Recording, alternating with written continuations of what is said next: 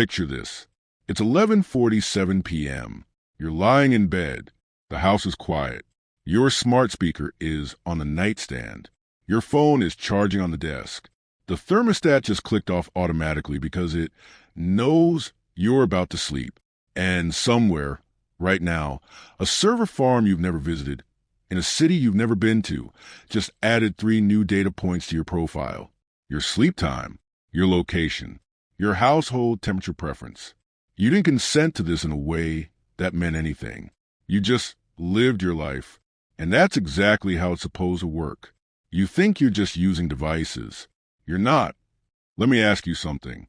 When was the last time you looked at your smart home, your lights, your thermostat, your doorbell camera, your speaker, and thought of it as a surveillance system? You probably didn't, because that's not how it was sold to you. It was sold to you as convenience, comfort, intelligence. Your home, learning you. But here's the problem.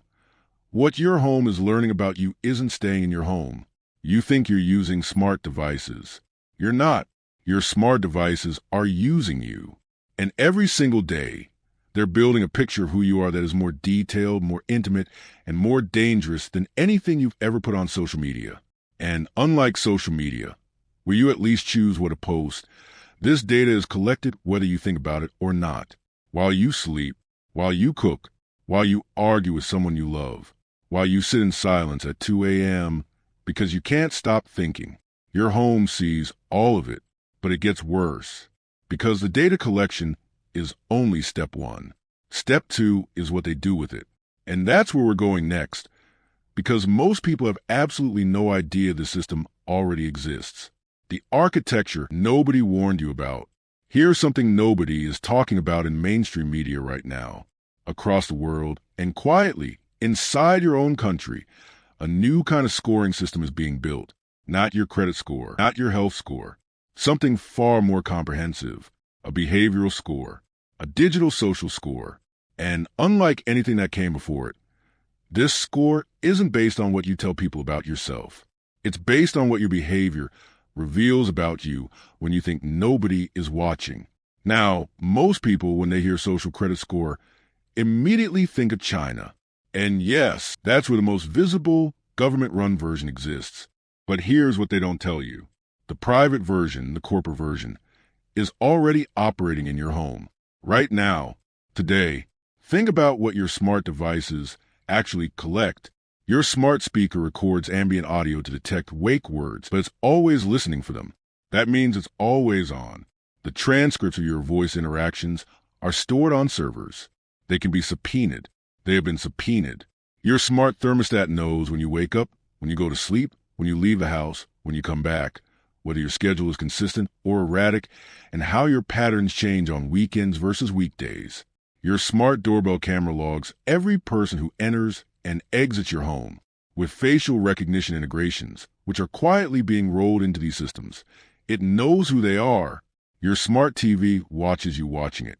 Automatic content recognition technology means it logs every single thing you watch, down to the second, not just what shows, but what ads you skip, what pauses you make, what you rewind. Your smart lights know if you're home or not. They know which rooms you use and when. They know your sleep patterns better than your doctor does. And your smartphone, which connects to all of these, ties it together into a single behavioral fingerprint. Now here's where it gets dangerous. All of this data doesn't just live in separate silos. Companies share it, sell it, license it, merge it, and increasingly, it's being used to make decisions about you, decisions that affect your insurance premiums, your loan eligibility, your employment screening, and in some emerging markets, your access to services. That is a social score. You just weren't told you were being scored. How the machine actually works. Let me break down exactly how this pipeline works, because once you see the mechanics, you can never unsee them. It starts with what's called passive data collection. Unlike active data collection, where you fill out a form or answer a survey, passive collection happens automatically in the background with no action required from you. Every modern smart device is engineered for passive collection by default. Here's the chain. Step 1, data generation. You exist in your home. You move around. You talk. You sleep. You watch things. Every one of these actions generates a data signal. The device picks it up. Step 2, data transmission. That signal is sent, usually in real time, to the company's servers. Your thermostat talks to the cloud. Your speaker talks to the cloud. Your smart TV talks to the cloud. Most of these transmissions happen encrypted, so you can't intercept them, but they happen constantly. Step 3, data processing.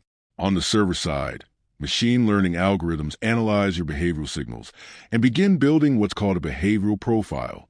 This isn't a simple file with your name and address. It's a probabilistic model of who you are, your habits, your preferences, your emotional states, your financial indicators. Nobody talks about this part. But researchers have openly shown that smart home data can predict things like relationship stability, mental health trends, addiction patterns, political leaning, financial stress, and even personality indicators, all from device behavior. No survey required. Step 4, data monetization. Here's where most people's understanding stops. They assume the company keeps the data.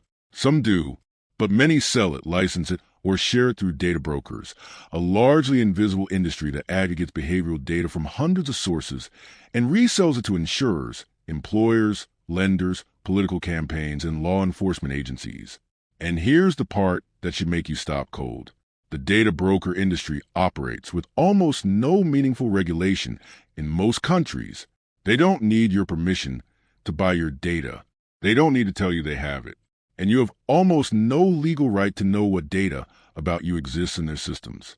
So let this sink in. Right now, companies you've never heard of likely hold behavioral profiles about you, built from your smart home data, which they are actively selling to parties who use it to make decisions about your life. And you have essentially zero visibility into this process. That is the architecture, and it was built while you were watching TV on your smart screen. But here's the part nobody is saying out loud. This system is evolving fast, and the next phase is the one that changes everything. From data collection to active judgment, we've established that your data is being collected. We've established it's being shared and sold. Now, let's talk about what happens when it gets weaponized, because there's a difference between passive data collection and active scoring, and we are right now at the inflection point between those two things. Let me give you 3 real categories where behavioral scoring from smart device data is already being used against ordinary people. Category 1, insurance. Auto insurers have been using behavioral data, driving patterns, speeds, braking habits, to adjust premiums for years. What most people don't know is that home insurers are beginning to do the same.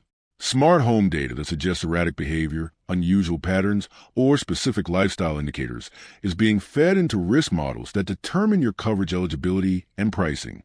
You pay for your own surveillance. Then they use it to potentially charge you more. Category 2, employment screening. Background check companies have begun integrating behavioral and social data into their screening reports. Some employers, particularly in financial services, healthcare, and government contracting, are using third-party behavioral scoring tools to supplement traditional background checks.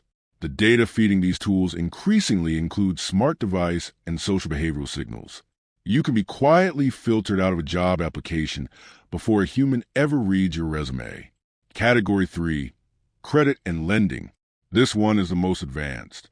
In some markets, and emerging rapidly in others, alternative credit scoring using behavioral device data is already operational. Lenders use smartphone usage patterns, location data, smart home signals, and app behavior to assign creditworthiness scores. The problem: these systems often encode biases at scale. If your behavioral signals correlate with a demographic group that historically struggles, regardless of your personal financial reality, your score suffers. Now here's what makes this particularly insidious. In all 3 cases, insurance, employment, credit, you are being evaluated on the basis of data you didn't knowingly provide for that purpose. You bought a smart thermostat to be comfortable. You didn't agree to let that data feed your insurance premium model. But here's the thing, and this is what I want you to really hear. You agreed to it in the terms of service, in the privacy policy, in that 47-page document nobody reads, but everybody taps, "I agree" on. They didn't hide it. They just made it unreadable. And now I'm going to tell you what you can actually do about it, because there's a real playbook here, and most people are never going to know it exists. The countermeasure stack. I want to be clear about something before we go into solutions. The goal here isn't to make you paranoid. It's to make you informed. There's a massive difference between living in fear of your devices and understanding exactly what they do so that you can make deliberate choices about what you allow. That's a shift from passive user to active architect of your own data environment. Here's the countermeasure stack, the actual practical steps that give you back control. Step 1, network segmentation. Your home router allows you to create separate networks for your smart devices. When your smart speaker, your smart TV, and your thermostat are on a separate network from your laptop and phone, they cannot cross-reference your data as easily. This dramatically limits the behavioral profiling that makes this system so powerful. If your router supports it, and most modern ones do, set this up today. Step 2, DNS level blocking. Tools like Pi-hole or NextDNS allow you to block tracking domains at the network level before any device even makes a connection. Your smart TV tries to call home to an advertising tracker and gets blocked at the router. Your speaker tries to ping an analytics server and hits a wall. Setup takes less than an hour. Step 3, audit your connected devices. Go to your router right now, or whenever you finish this video, and look at every device connected to your network. Most people are genuinely shocked at how many devices are there. Every one of those is a potential data pipeline. For each one, ask, do I actually use this? Do I trust the company? Is the data it collects worth the convenience? If the answer is no, disconnect it. Step 4, privacy settings and opt-outs. Every major smart device company is required, in various jurisdictions, to offer data opt-outs. Go to the privacy settings of every device and every associated app. Look for data sharing opt-outs, personalization opt-outs, third-party data sale opt-outs, and voice recording deletion options. These are often buried, but they're there. Use them. Step 5, data broker opt-out. There are services that help you submit opt-out requests to the major data brokers who hold your behavioral profile. You won't achieve perfect removal, but you can significantly reduce your footprint. Look into automated opt-out tools. Some are free, some are paid subscriptions, but both are worth it. Step 6, the physical layer. Don't underestimate physical controls.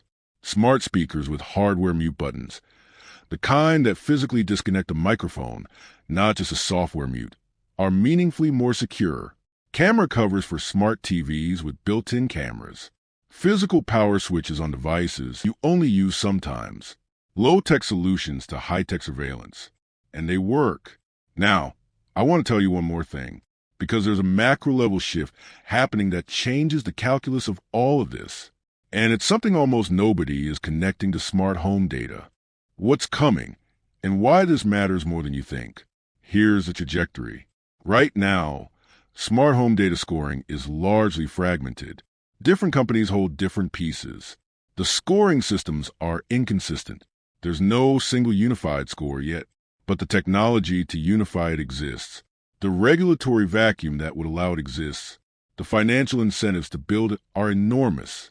And history tells us very clearly that when the technology exists, the financial incentives exist, and the regulatory framework doesn't prevent it, it gets built. We are potentially 1 or 2 legislative cycles away, or one major AI-driven platform launch, from a world where a unified behavioral score built from smart home data is a standard part of how you are evaluated by institutions. This isn't fear-mongering. This is a logical endpoint of a trajectory that has been accelerating for the last decade. And here's what I want to leave you with, because this matters. This doesn't have to be the outcome. The reason these systems operate the way they do is because most people don't understand them. When people understand systems, they demand accountability. They vote differently. They make different purchasing decisions. They build different technology. The single most powerful thing you can do right now is understand what is happening and make deliberate decisions from a place of knowledge rather than ignorance. You now know more about how your smart home is being used than the vast majority of people on Earth. That's not a small thing. Use it. What you now know. Let's bring this home. You came into this video thinking your smart home was a collection of convenient gadgets.